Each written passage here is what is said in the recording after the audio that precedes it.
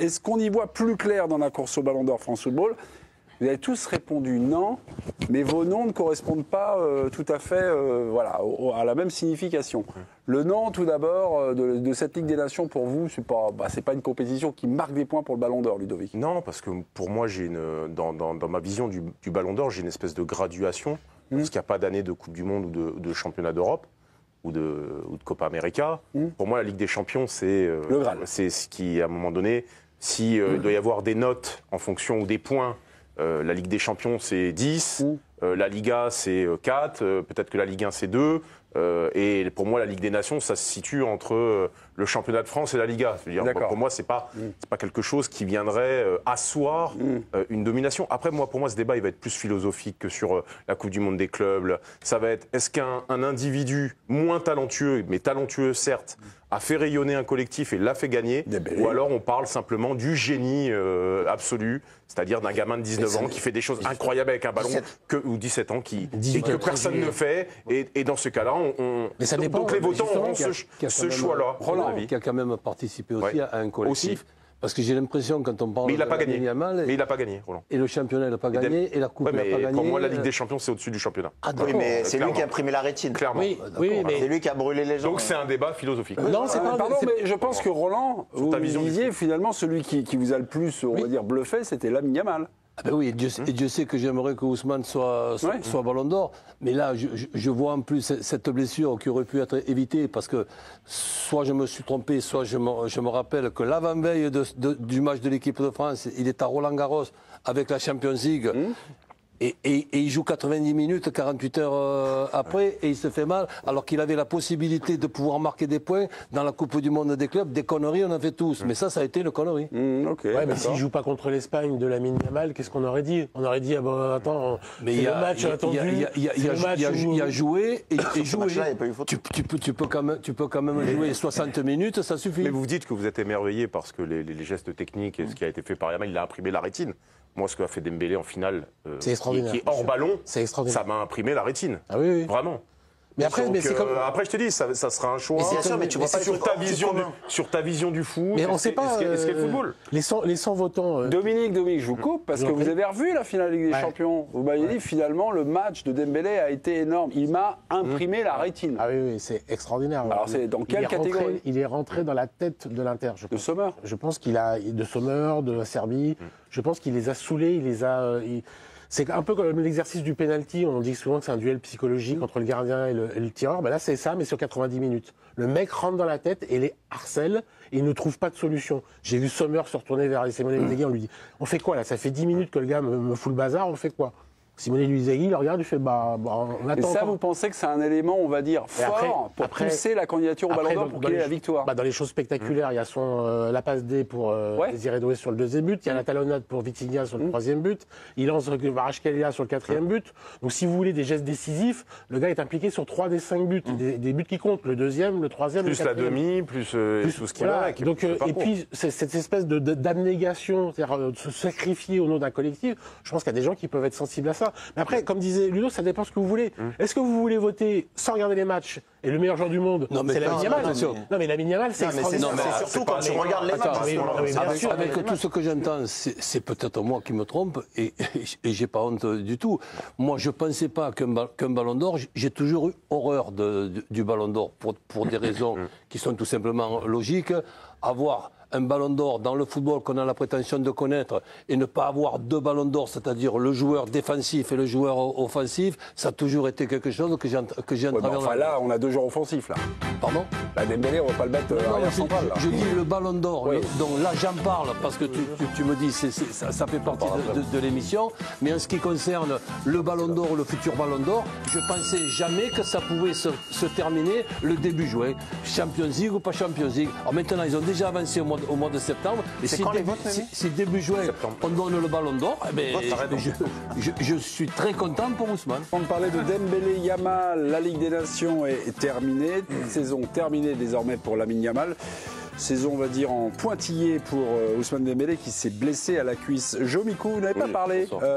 La question était finalement, est-ce qu'on y voit un peu plus clair dans la course au Ballon d'Or? Est-ce que ça demeure clair pour vous? Est-ce que c'est plus très clair? Quel est votre état d'esprit? Moi, c'est pas ces matchs qui m'ont fait voir que c'était plus clair ou moins clair. Pour moi, j'ai mon avis sur pour qui je voterai. C'est Yamal. Oui, celui qui a illuminé un peu les trucs où tu te dis, ça fait très longtemps qu'on n'a pas vu ça, en plus à son jeune âge. Alors moi je dis que Dembélé a fait une saison énorme, mais dans la discussion, moi quand j'entends dire on récompense Dembélé parce que c'est le travail d'un collectif et Yamal c'est un travail individuel, je ne suis pas forcément d'accord. Parce que dans le Barça, je trouve que c'est un collectif énorme aussi. Et il participe, lui, à la fois même, on voit ses actions offensives parce que ça marque l'œil, mais on voit pas, il y a aussi un travail défensif qui aide l'équipe, comme peut le faire Dembélé. Après, ce qui peut jouer pour Dembélé, selon moi, c'est se dire que Yamal a 17-18 ans et que les mecs qui vont voter, tu vois, il y a quand même le truc de te dire, il a le temps. On a le temps, on lui donnera plus tard. À mon avis, hein. C'est peut-être, je me trompe peut-être, mais c'est peut-être une chance pour Dembélé pour être, pour l'avoir. Un argument supplémentaire, ça ne sera pas uniquement ça dépend dû ce à qu'ils ça. veulent en fait, ça dépend ce que les votants veulent. Mais après, il y a un autre truc qui me fait dire peut-être que c'est qui va jouer contre Dembélé, c'est qu'il y a d'autres joueurs du PSG qui ont fait des saisons énormes. Donc les mecs vont peut-être aussi voter. Par ça aussi. Il y en a plus au PSG. Moi, je trouve que Pedri, oui, bien sûr, mais je trouve que Vitinha, t'as Yamal qui vient en premier, Donnarumma. pour moi. Au Barça, t'as quand même Yamal qui vient en premier. Dembélé peut-être, mais t'as Hakimi, t'as Donnarumma, t'as des joueurs qui ont quand même Je vous marqué. coupe, mes amis. Et tu disais Dembélé pour la finale. Il fait une très belle finale, bien sûr. Extraordinaire. Mais après, si tu parles à n'importe qui parle pour la finale, tout le monde va te dire Doué. Et si Dembélé avait fait ce qu'avait fait Doué, pour moi, c'était réglé l'histoire. C'est-à-dire que le Ballon d'Or était pour lui.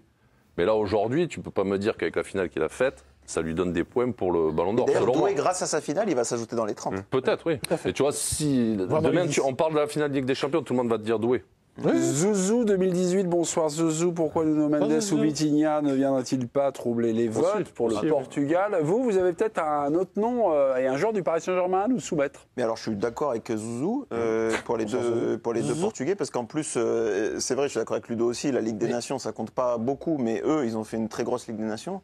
Vitinha mettra jouer du PSG toute la saison, mais Hakimi, c'est le seul joueur qui marque en quart, en demi et en finale. Ouais, mais Personne l'a fait, ça. On peut lui dire à Zouzou. De la Ligue des Champions. Et à toi aussi, on peut te le dire que si justement on est content de cette nouvelle, ben ça abaisse les chances de Dembélé.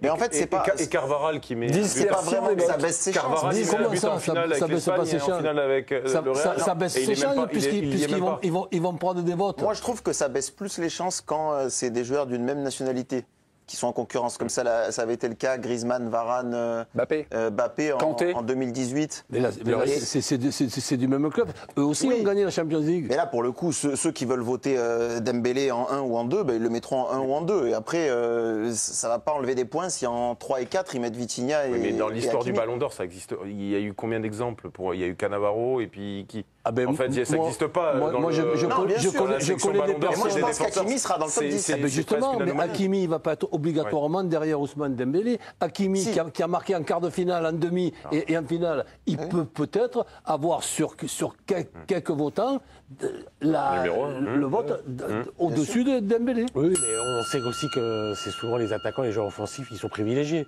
C'est pour ça que. Ah, tu veux dire que j'ai raison dans l'histoire du Ballon d'Or, qu'il y a un Ballon d'Or défensif et un Ballon Non, mais d'Or on sait offensif. très bien que alors, c'est pas là-dessus. dans les 10 premiers, il y a Je dis pas que des conneries. très c'est peu bien. de chances qu'il y ait un gardien dans les 10 premiers, très peu de chances qu'il y ait un latéral droit, même si Hakimi n'est pas vraiment latéral droit. Alors, d'un côté, on a Lamine Yamal qui a époustouflé, qui a complètement bluffé la planète entière du football. Si on parle de génie, de talent, qualité de jeu, de dribble, apport, finition, tout, il est complet. Lamine Yamal passe largement devant Ousmane Dembélé. Maintenant, si on veut parler de compétition, de statistiques, il se pourrait que Dembélé soit devant.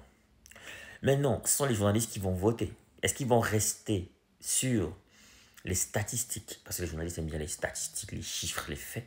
Oui. Est-ce qu'ils vont rester uniquement sur ça? C'est-à-dire meilleur buteur, meilleur pour la Ligue des Champions, ce genre de choses. Si les journalistes restent sur ces détails-là, forcément, le Ballon d'Or sera Ousmane Dembélé.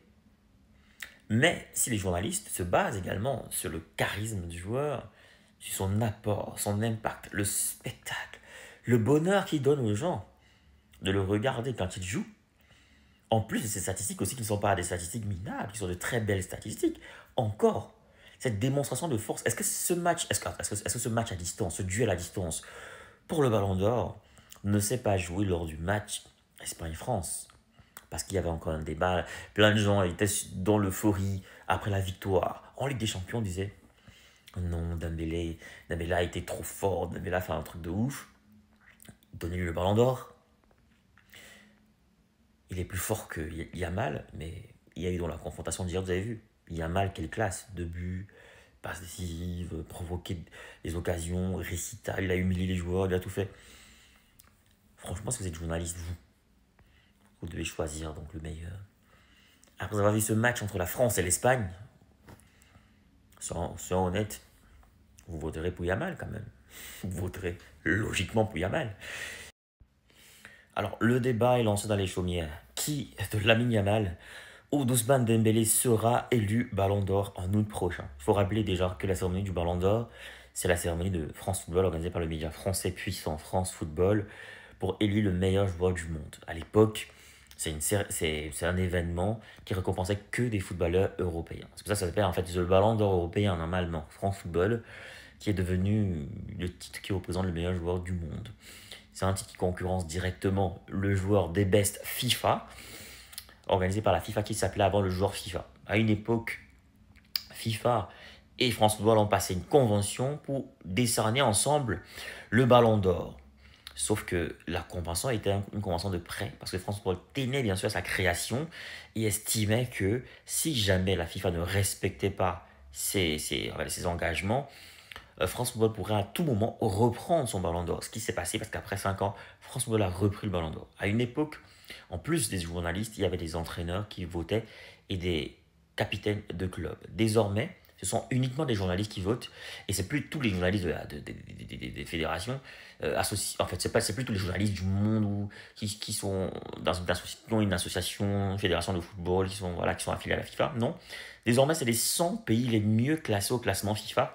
Ce sont ces 100 pays-là, désormais, qui votent le Ballon d'Or. Ce sont les journalistes donc qui votent le Ballon d'Or. Donc, ces journalistes ont la lourde responsabilité désormais de décerner le nouveau Ballon d'Or qui est quand même difficile à décerner entre Ousmane Dembélé et Lamine Yamal. Mais moi, il y a un truc qui me fait rigoler, c'est que donc Dembélé, excusez-moi, c'est un peu personnel ça, Dembélé va avoir peut-être un Ballon d'Or, alors que Vinicius n'a pas eu le Ballon d'Or. Mais le football est complètement bizarre. Vinicius n'a pas eu de Ballon d'Or, mais Dembélé risque d'avoir un Ballon d'Or. Bon, on revient. Dembélé-Yamal, c'est un génie.